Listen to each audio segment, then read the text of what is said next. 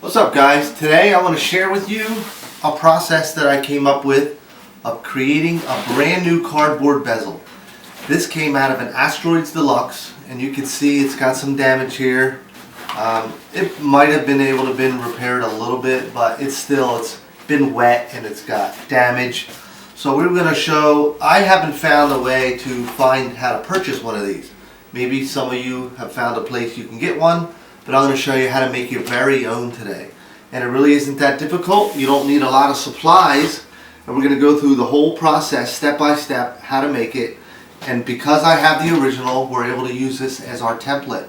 Now the only piece that I did use was the panel here. I kept that from the original. It's not perfect, but it's definitely usable, so I wanted to use that again.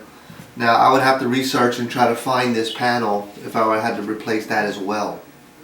But it does help to have the original, that way we can measure everything and know that we're accurate. So here are the supplies that we're going to use. The first thing is this cardboard. Now this is a very thin cardboard, but you could probably go to your local craft store and pick up a poster size board. I got this, I believe this is a 2 foot by 4 foot piece, and this will just do one of those exactly. Now one thing that, everything is one piece except for the one wing right here. You can see how this was joined, oh, the other side, right here. So this is joined, where is it? It's that other side. Okay. Right here. So this triangle is one piece, and this whole other part is its own. And then they're joined right here on the seam. So that is how I did this. You can see the process. So here's my junction right here. This was taped, and that's how it was originally. It was just taped to that. This has been painted, bent, shaped to be exactly like what that was. I already test fit this. This fits great. The colors. So let's get started. Let me show you the actual supplies. Beside the poster board, I'm going to use saran wrap, and the saran wrap is going to be used to create this modeling effect. You'll see this like little marble type of effect in the background, kind of resembles like clouds or something like that. So that's what the saran wrap is used for. Then we have just black paint that's going to be spraying. And one thing, because this is paper, we're going to want to do a lot of light coats. You don't want to do an excessive coat at once because it is paper and it'll absorb it and it could warp it and go crazy. So we're using a black spray paint. Now you do want it to be matte as well. I don't want gloss. Then we have fluorescent yellow and fluorescent pink, because that does have like a glowing effect. So we bought those. You can just get this stuff at Home Depot. This paint I did get at my automotive supply, but you could get that the same thing. There's no particular brand, that's fine. A lacquer is good, something that dries quick. Now what I did was I took the spray can and I sprayed it into my airbrush bottle, and then I'm going to spray. And what I'm using that for is this stippling effect. You can see all the little splatters and stuff that resemble the original, and I'm going to show you how I achieve that with the airbrush. So that is those two. Then we have these three paints are the colors that I made to get that blue color, because it wasn't anything that I had exactly in the can, so I had to mix these three to accomplish that. Then we need a pen that's going to trace out the shape. Our knife, that's going to do two things. It's going to score the lines so that we can do our bends, and it's also going to cut the actual shape. Squeegee I used to just, once I have the lines, I'll squeegee the edge to give it a nice crease. And the airbrush, that's pretty much everything that you'll need to create this bezel. So let's get started.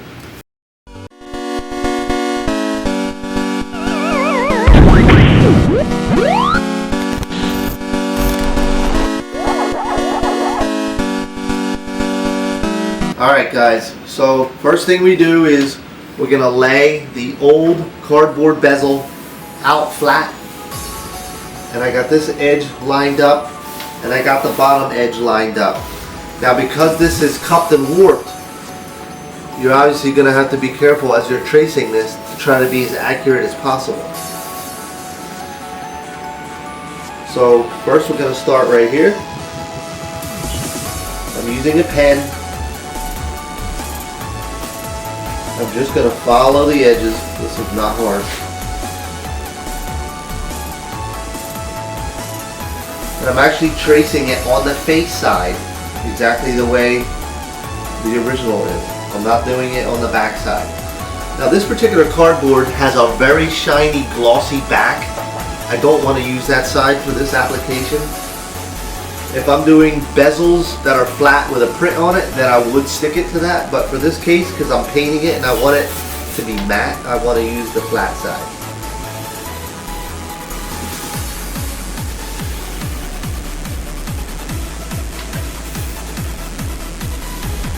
Also, I'm going to indicate here these spots that I know are going to bend.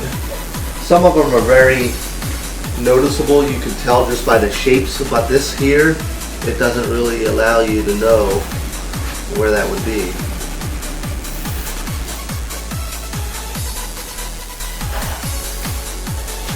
Now I was going to use a pencil, which people are probably like, why don't you use your pencil? Well, the problem is the pencil keeps losing its edge, and I don't feel like keep sharpening it, so I do a pen, and it's a one-shot deal.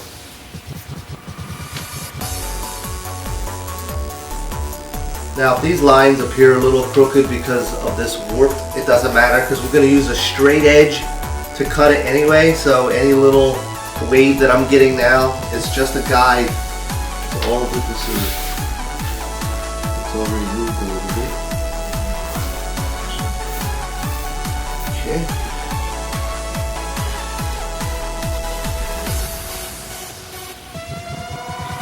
Now also, this actually angles, it's like higher here and tapers down, so normally you would think, oh, let me just make that straight, but that's why you need this template to trace, because that's not the case. Alright, now we're going to work on the center.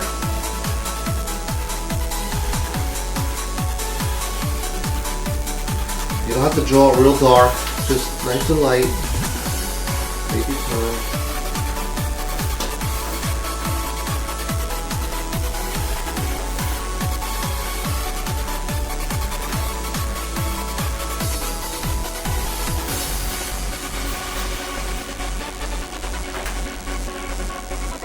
Obviously, if this wasn't warped, it would make my life even easier. So, every situation could be different for you, depending on the condition of the bezel you're working from.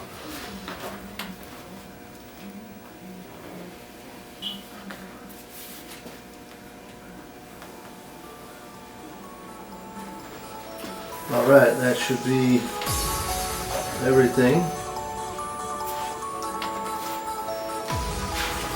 And actually this is going to be cut separately, so I didn't even need to draw that right now. But we do have this fold over, so we have to compensate for that. Alright, so what we have here is 1 1/4 inch overlap. So from this edge, I'm going to come over 1 1/4 inch. Here.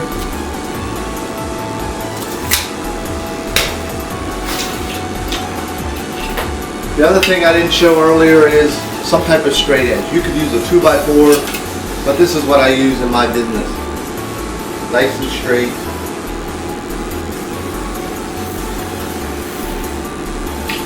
Okay, so there is our overlap.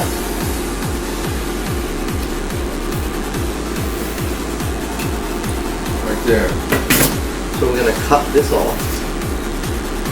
So basically at this point I'm ready to cut the main shape. I always try to use a brand new sharp X-Acto blade.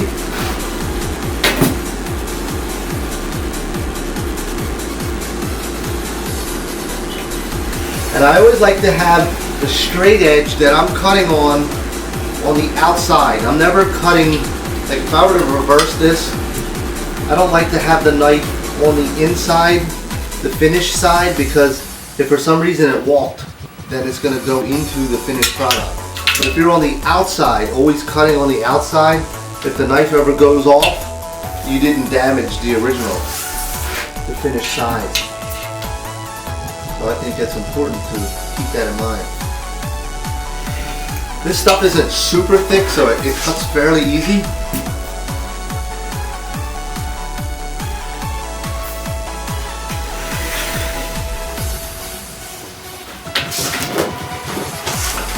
Now it also helps to have, I know everyone isn't going to have this type of table, but this is a self-healing table and something that you can cut on. You're not going to want to use your normal counter or something and cut on that, because you're going to actually be gouging and cutting into it.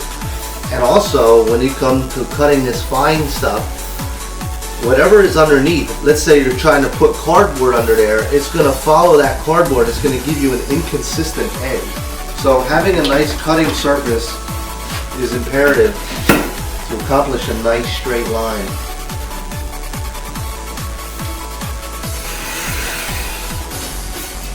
Alright, we're actually going to keep this piece because that's going to be the other triangle that we need. We're going to continue cutting these shapes.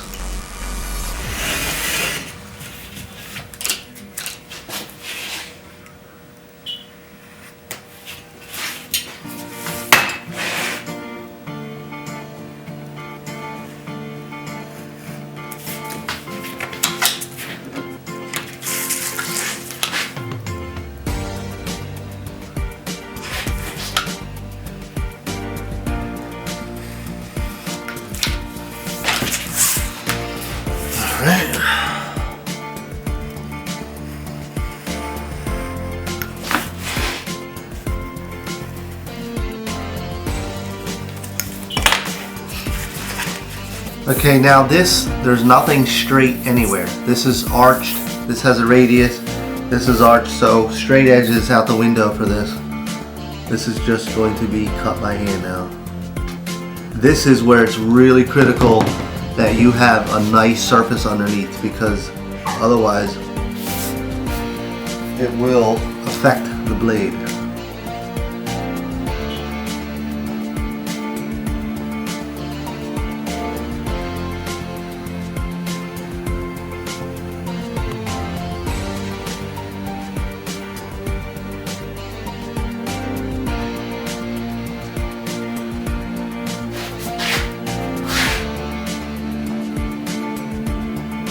If you can do it in one pass, you're better off. The more times you gotta keep going back and forth, you're less likely to be accurate.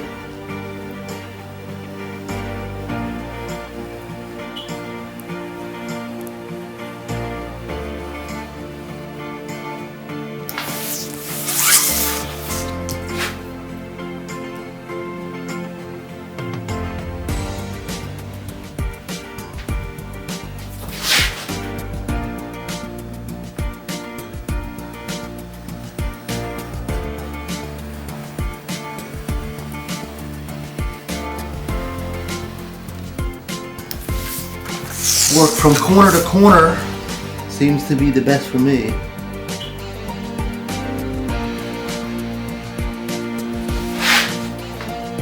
This is like painting. You have to let the blade rotate around the corners.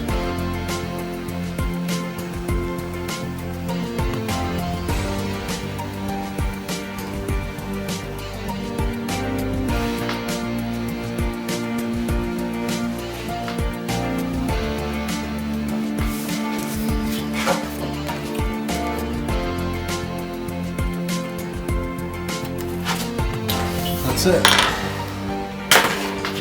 Alright, so now this is going to be the face. So now we're going to work on the bends. Alright, so now let's start making the creases. I know from looking at this one that we have right on this bottom, this lip, which is from here to here, that's the bend. See, now they go two different ways. So this is actually going to bend inwards and this goes down. So we're going to scar this on the back.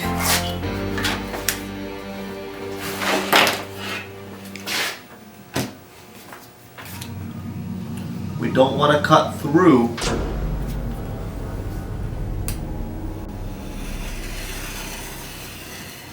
I'm going kind of lightly.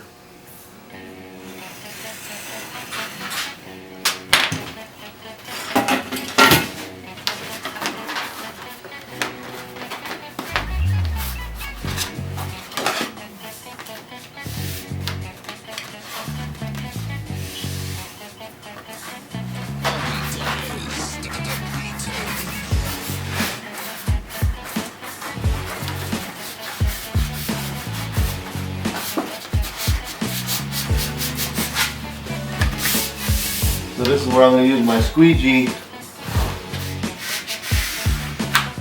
just get that seam nice and tight.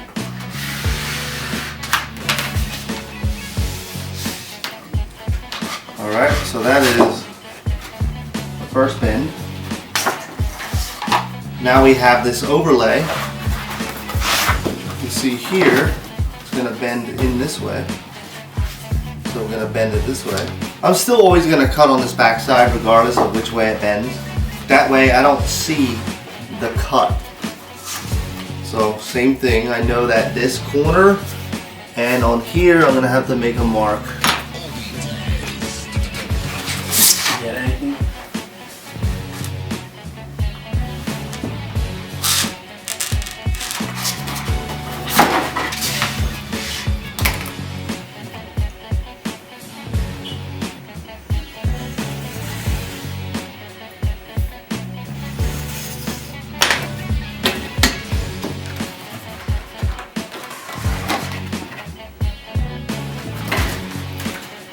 Alright, we're going to bend this here.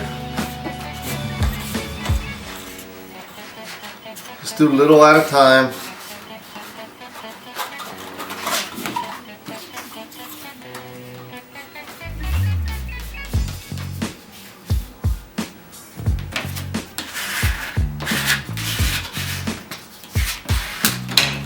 And that's going to be the connecting piece for this other triangle, which we did not cut out yet. So we got two of them down. This one. Then we got a top piece that's going to be folded down, which is away from us, the opposite direction. It's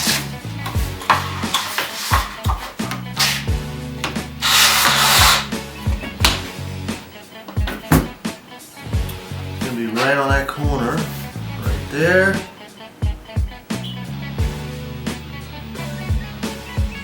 And that's straight.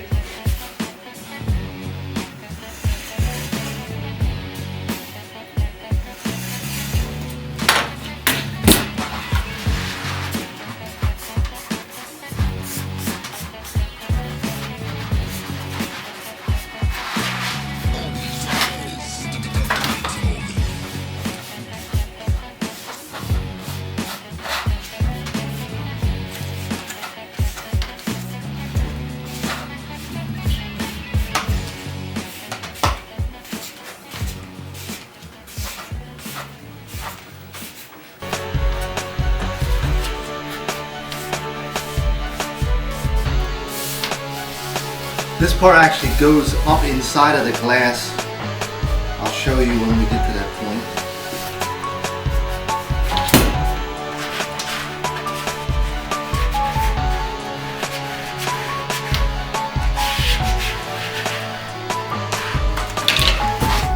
Okay, so now we have this will go there, this there, and then this triangle is going to bend inwards, as you see right here.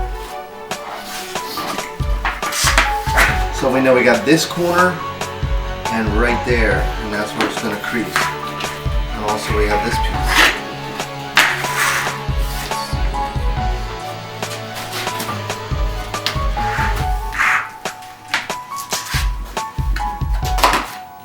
It looks like a big jigsaw puzzle, because it kind of is.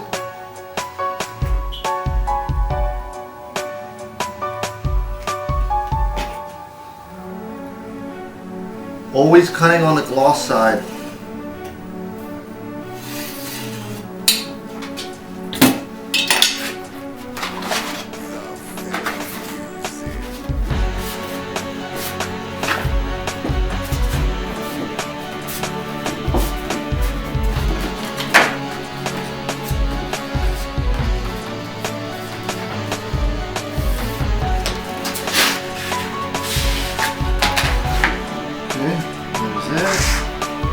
And the last piece on this one art area is this, which is going to again go back this way, same as this.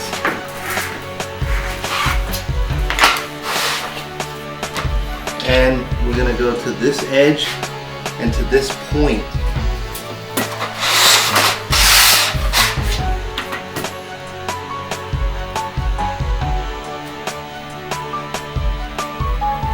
Now this by no means is a way to mass produce these, but it does prove that you can just make it yourself when there's times where there's an item that's not available anymore to purchase. What do? You make it yourself. You can do it! You can do it! You can do it! You can do it! You can do it! You can do it! You can do it! You can do it! You can do it! You can do it! Oh, yes, we can. And yes, we will. Okay. So that is that part. Now we're going to work on the other triangle, which is the added piece. And what's nice is I'm going to be able to use that angle because that's the same thing. Get this out of the way. I'm going to trace this.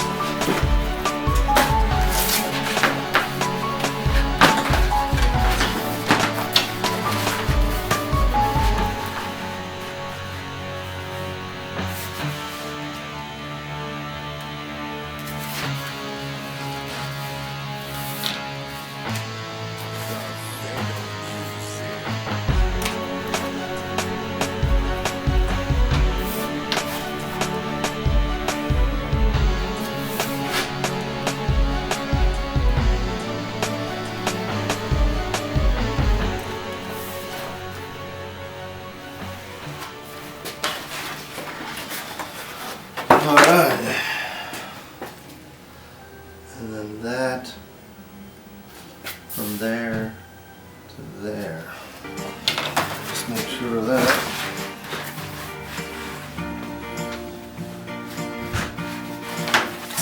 Alright, so this is our last piece. This angle is the same as the other one. We extended that, followed this, traced that. Let's cut this out first.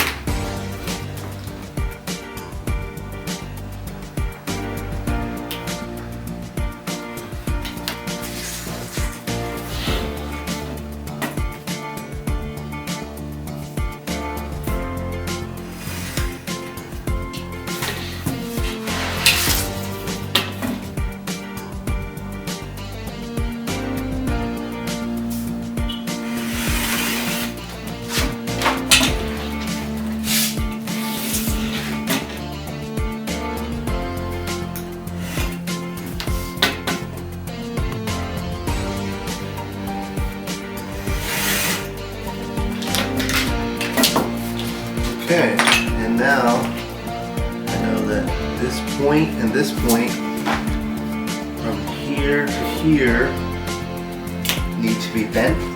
So we're going to cut that score.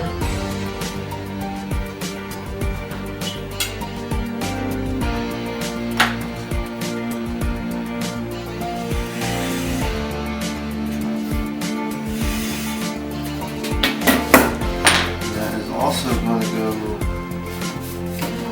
outwards.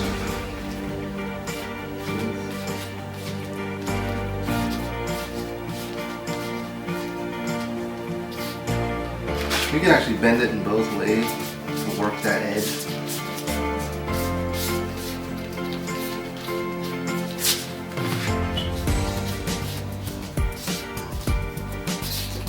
The So you can't have really a thick cardboard because then you wouldn't be able to work with this. It doesn't want to be too thin because then it won't be rigid enough. So this actually works out really well. Now I get these through my sign supplier. I wish I could tell you the actual thickness millimeter that this is, but I just don't remember what it is off the top of my head. So there we go. This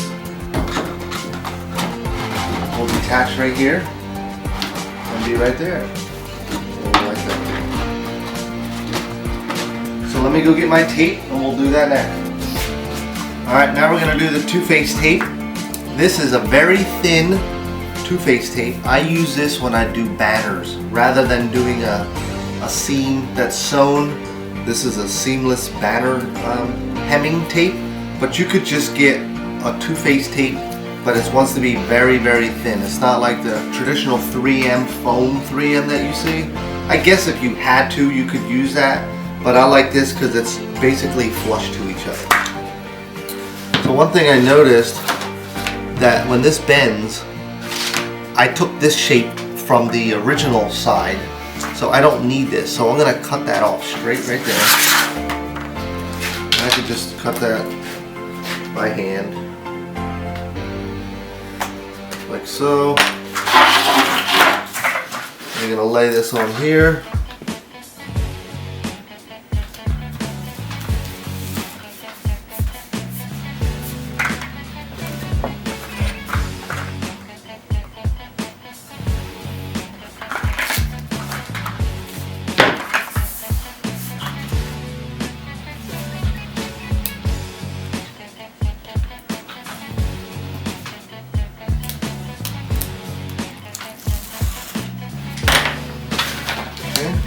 I have my line there, so this bottom wants to line right up,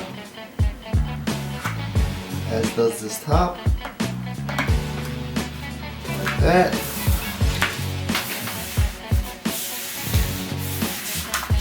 So that can still bend in, like so.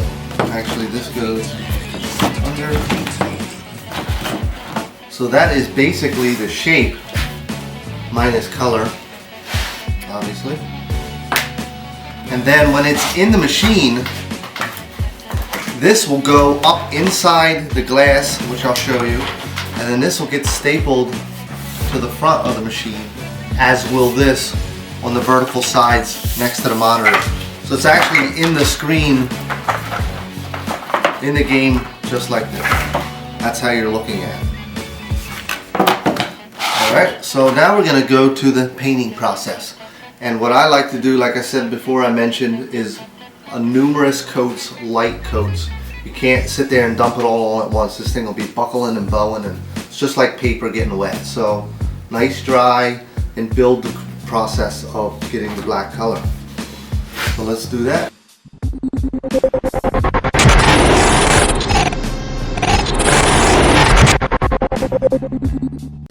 Alright guys, so I'm over here shaky, and the can dropped and I snapped the tip. So unfortunately I have to use another black that I have laying around, and I talked about not wanting gloss. So guess what? It's going to be gloss because this is the only thing I have right now. So keep that in mind. If the end result isn't exactly the way I wanted it, you can see the one that I've done already. So the painting process isn't going to be any different. So we're going to get started with the painting.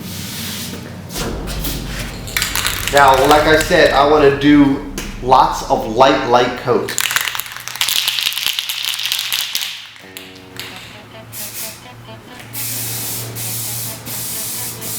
Like that's all you want to put on there for the first coat.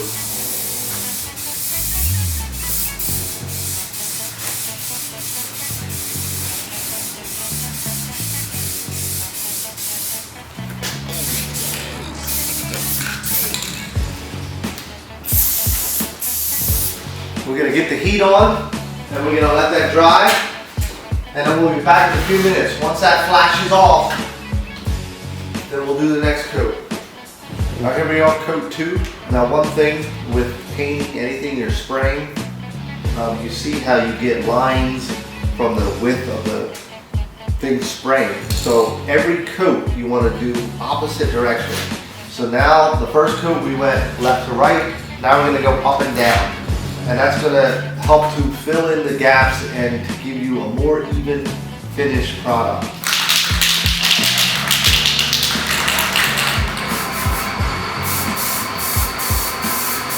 A little heavier on the second time around. But don't get concerned that it's not covered right away, because it doesn't matter.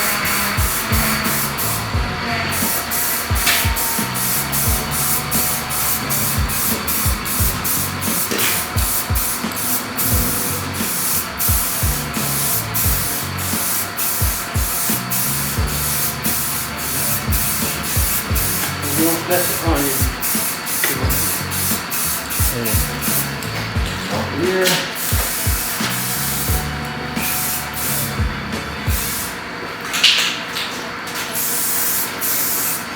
That's it for that coat. Okay, round 3.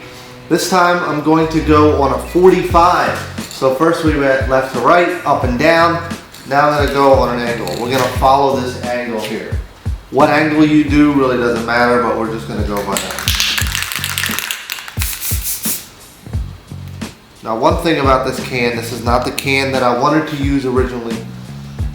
It's imperative that you get a good spray can, because if it's spitting and splattering, it's just not going to give you the nice result that you would want at the end. So this is not as good as the one I had. So we just got to do what we got for now.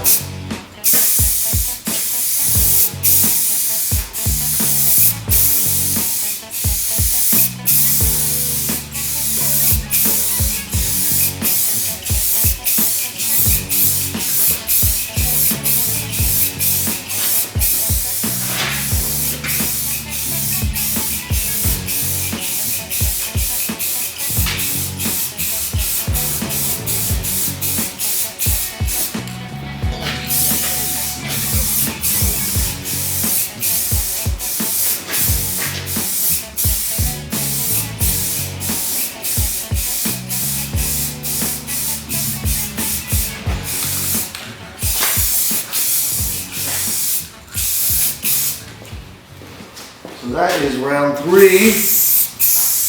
Gonna let that dry. All right, guys, we're on the last coat. We're gonna go on this angle now.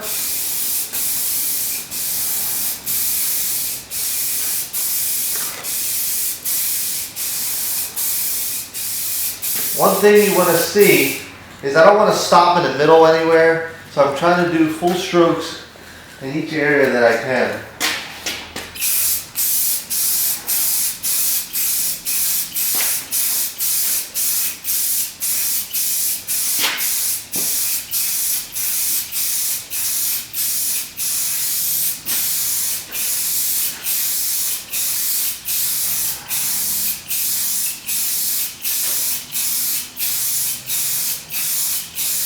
I probably could have got away with just the last one, but I just want to make sure that I don't have any areas that you'll see through.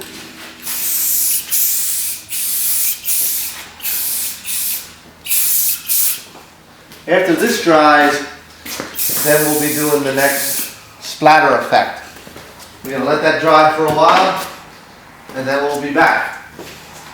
After these messages, we'll be right back.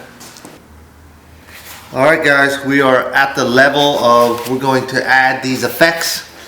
Not the wrinkles, obviously there are creases. But you see there's like a bluish purple marbly look.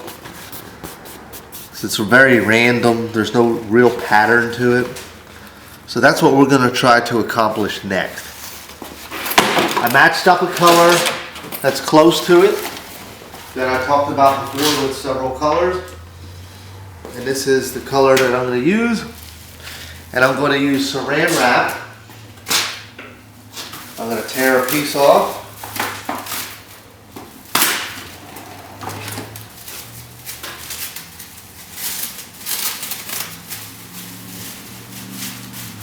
Just random like that.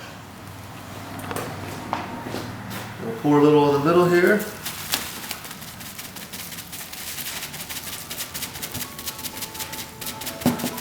Okay, now that I have some on my brush, well, this is my brush. I'm not trying to match it exactly, but basically we're just going to put some down in areas kind of like it has.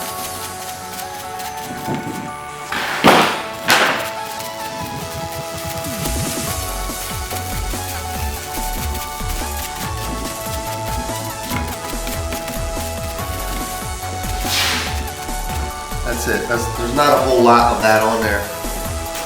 So that's going to be that part.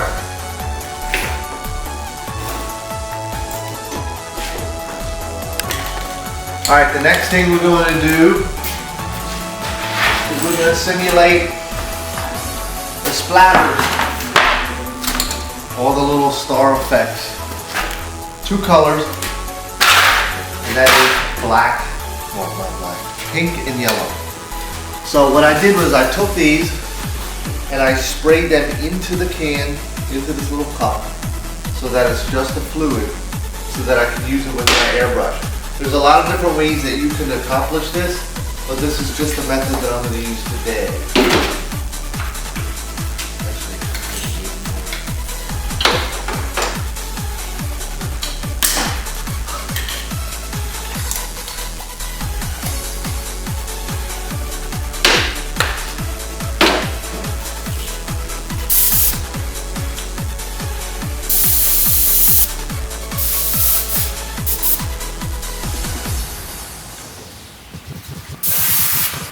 Alright, so what we're going to do is we're going to spray the paint onto this piece of wood, and it's going to build up on the end, and then it's going to eventually fling and fly off, giving you the speckle effect. Okay?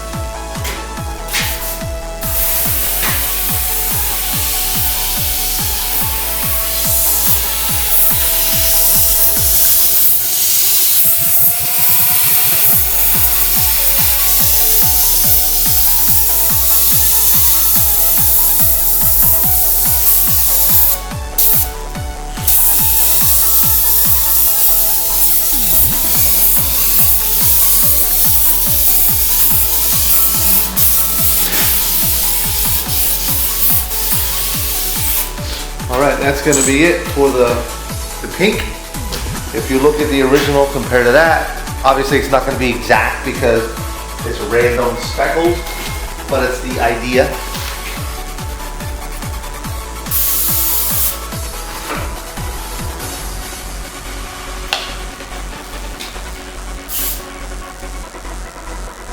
Alright, now what we're going to do is I have to clean out this airbrush, so I'm running lacquer thinner through here.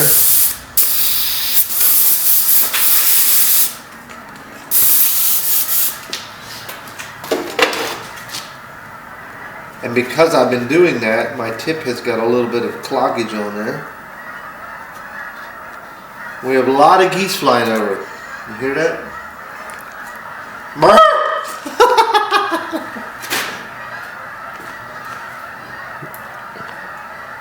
Alright.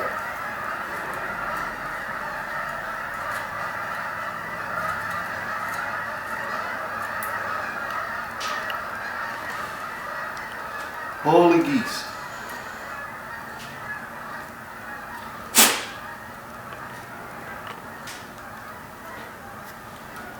Okay.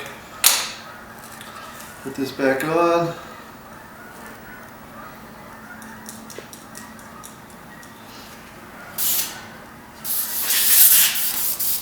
I think somebody shut my air compressor off on me.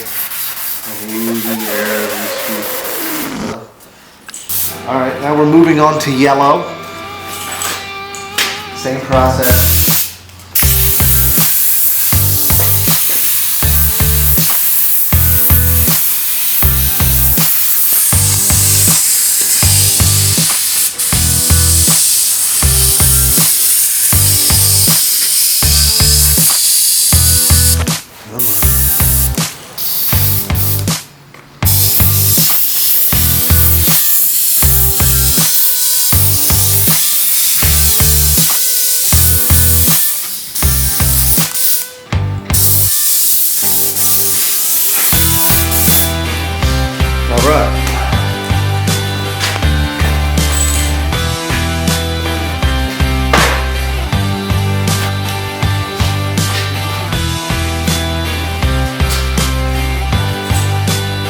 There is no consistent way to do that. It's just random. Just don't go overboard. Before you know it, it won't be black anymore. So after that dries, what we would do is we would put the other part right over the back, and it's taped, and put it back in the machine. And you can see, here's the original, here's the reproduction. It's pretty close.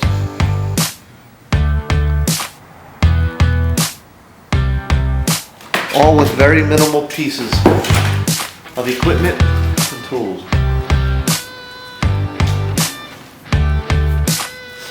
That's gonna do it, guys.